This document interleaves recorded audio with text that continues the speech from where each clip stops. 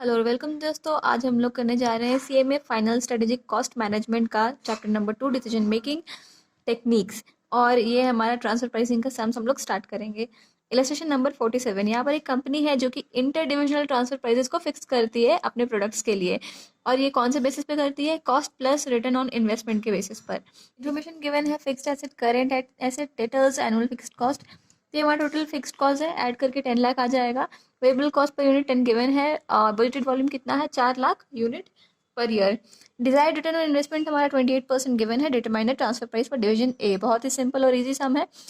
तो हमारा यहाँ पर फॉर्मूला क्या हो जाएगा? Transfer price equals two variable cost plus fix cost plus desired return. Variable cost given है, फिक्स कॉस्ट हमारा टोटल कितना? 10 लाख है। 10 लाख का 28% कर देंगे तो रिटर्न ऑन इन्वेस्टमेंट आ जाएगा। ठीक है। और इसको हम लोग डिवाइड बाय 4 लाख करेंगे तो हमारा पर यूनिट रिटर्न आया, पर यूनिट जो रिक्वायर्ड रिटर्न है आ जाएगा। फिक्स्ड कॉस्ट हमारा आ गया और वेरिएबल कॉस्ट भी आ गया। नाउ हमारा टोटल ट्रांसफर प्राइसिंग कितना हो जाएगा रिक्वायर्ड रिटर्न को ऐड करके? 12.70। सेशन नंबर 48 है। Transfer Limited has two processes preparing and finishing. Normal output per week is 7500 units completed at capacity of 75%.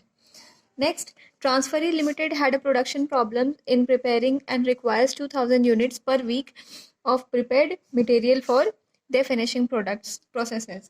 तो यहाँ पर एक ट्रांसफरर कंपनी है जो कि दो प्रोसेस करता है, प्रिपेयरिंग एंड फिनिशिंग। और नॉर्मल आउटपुट कितना पर वीक है? 7500 यूनिट्स, वो भी कैपेसिटी कितने पर? 75%। और एक ट्रांसफरी लिमिटेड कंपनी है जिसका प्रोडक्शन प्रॉब्लम के कारण उसको चाहिए होता है 2000 unit per week for of prepared material for their finishing process. Existing cost structure of one prepared unit given है। Material to 100% variable, labour to variable 15%, 50%, overhead 25% variable, 4 rupees. Total cost कितना आ जाएगा ऐड करके? 4। Sale price of completed unit of transfer limited 16 और profit कितना है? 4। तो total cost कितना हो जाएगा? 16 less 4, 12। Construct the effect on the profits of transfer Limited for 6 month. 25 weeks के लिए प्रॉफिट निकालना पड़ेगा of supplying units to Transfer Limited with the following alternative of transfer prices. तो ऑल्टरनेटिव क्या क्या है? पहला है मार्जिनल कॉस्ट। हमारा मार्जिनल डायरेक्टली वेरिएबल कॉस्ट जो भी है वो हमारा क्या होता है? मार्जिनल कॉस्ट होता है। जो भी हमारा वेरिएबल कॉस्ट है वो मार्जिनल कॉस्ट हो गया। तो यहाँ पर वेरिएबल कॉस्ट हमारा क्या क्या है? 2 रुपया, यहाँ पर 2 का 50% 1, और यहाँ पे 4 का 25%। टोटल को ऐड करके हमारा कितना आएगा मार्जिनल कॉस्ट? 4 रुपये आ जाएगा। पहला का आंसर आ गया। अब मार्जिनल कॉस्ट प्लस 25%, तो मार्जिनल कॉस्ट हमारा 4 रुपये है और 4 का 25% कितना हो जाएगा? 1, मतलब टोटल ₹5 पर यूनिट। तो और यहाँ पर हमारा 5 होगा आंसर। और यहाँ 50,000 कैसे आ रहा है ये बताते हैं। यहाँ जो ट्रांसफर यूनिट जो है हमारा 25 वीक्स के लिए कर रहे हैं और कितना करना है हम लोग को? 2000 पर वीक करना था। तो 25 × 2000 हमारा 50,000 यूनिट आ जाएगा। तो अब यहाँ पर 25% और ऐड करने के लिए हमारा कितना से प्रॉफिट बढ़ जाएगा? 50,000 से बढ़ जाएगा, क्योंकि हमारा 4 का 25% कितना है? 1। इसीलिए यहाँ पर 50,000 आया है। Next, marginal cost plus 15% return on capital. Capital कितना एम्प्लॉयड है? 20 lakhs हम लोग अज्यूम कर रहे हैं। तो कितना हो जाएगा? मार्जिनल कॉस्ट हमारा 4 है, तो वो 4 हम लोग लिख लेंगे यहाँ पर। और 20 लाख का 15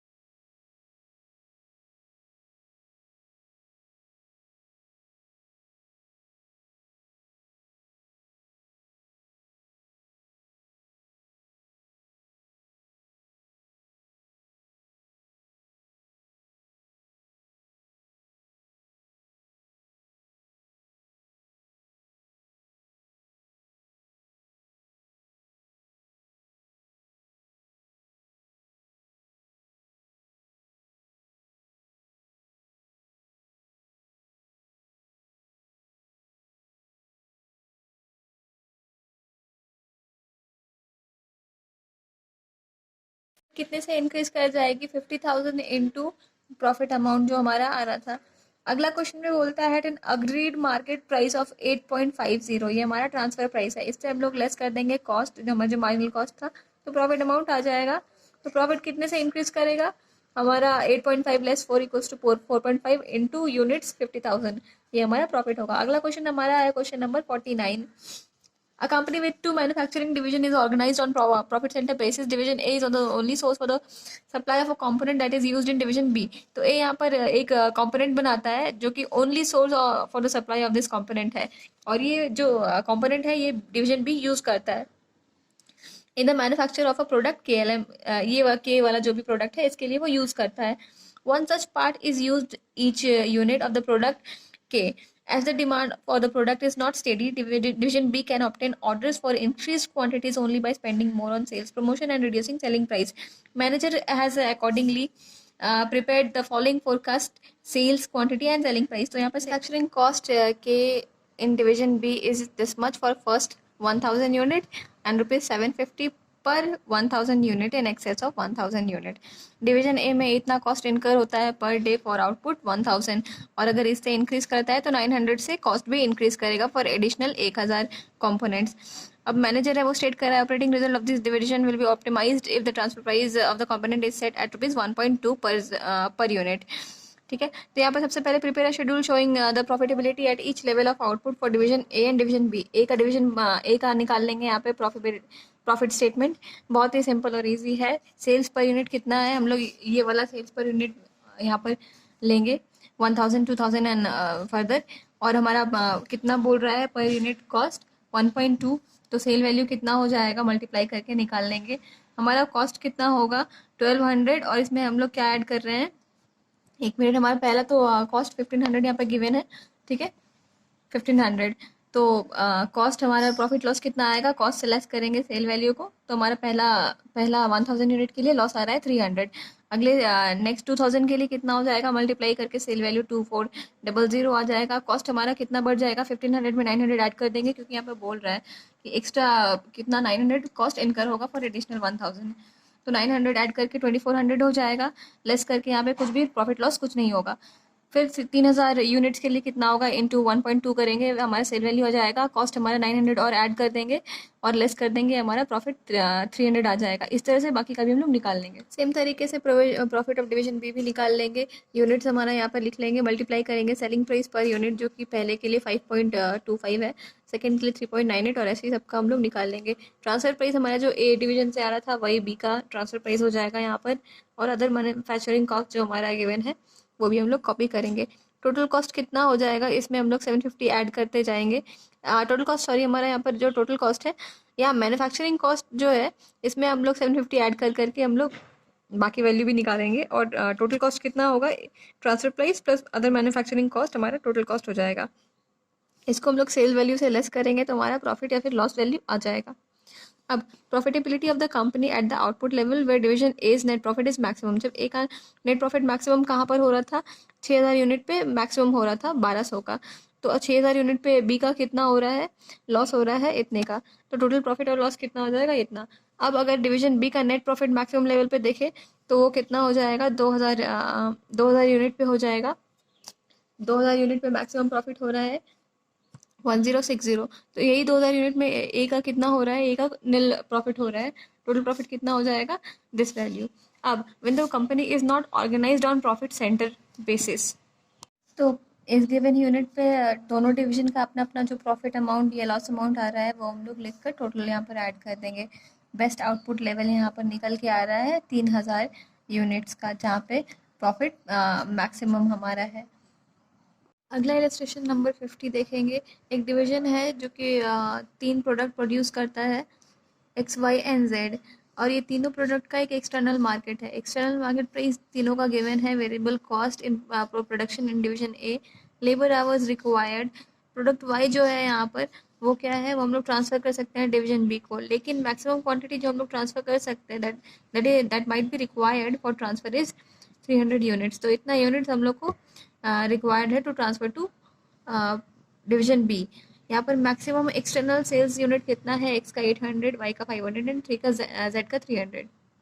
अब state of receiving transfer of product Y from division A, B क्या कर सकता है, वो बाई कर सकता है ओपन मार्केट से at ₹45 per unit. What should be the transfer price for each unit of 300 units of Y if the total labour hours available in division A is this much and this much. तो transfer price क्या होना चाहिए for each 300 units of Y, हम लोग को निकालना है. तो यहाँ पे हमारा रिसोर्स जो है, एक रिसोर्स जो कि लेबर आवर्स है, ये हमारा लिमिटेड है. यहाँ पे हम लोग पहले ऑप्टिमाइज कर लेंगे. मार्केट प्राइस तीनों का गिवन है, वेरिएबल कॉस्ट लेस कर देंगे, कंट्रीब्यूशन निकल आएगा. लेबर आर रिक्वायर्ड कितना है पर्टिकुलर प्रोडक्ट के लिए गिवन है, और उसको हम लोग इससे डिवाइड करेंगे तो हमारा वैल्यू आ जाएगा कंट्रीब्यूशन पर लेबर आवर्स का.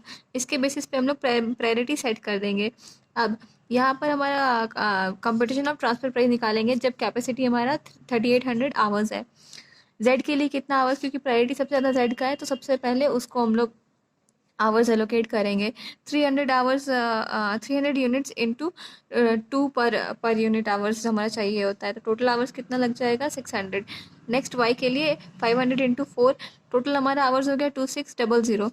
एक्स के लिए हम लोग को चाहिए 800 into 3, 800 units into 3 hours per unit, तो हमारा 2400 आ रहा है, तो टोटल 5000 आ रहा है, लेकिन हमारे पास कैपेसिटी 3800 ही है.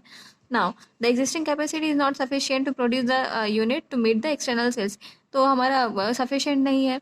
In order to transfer 300 units of Y 1200 hours are required. तो वाई को ट्रांसफर करने के लिए 1200 आवर्स तो रिक्वायर्ड ही होगा. कैसे, वाई का हमारा कितना है, 300 इंटू 4 हो जाएगा.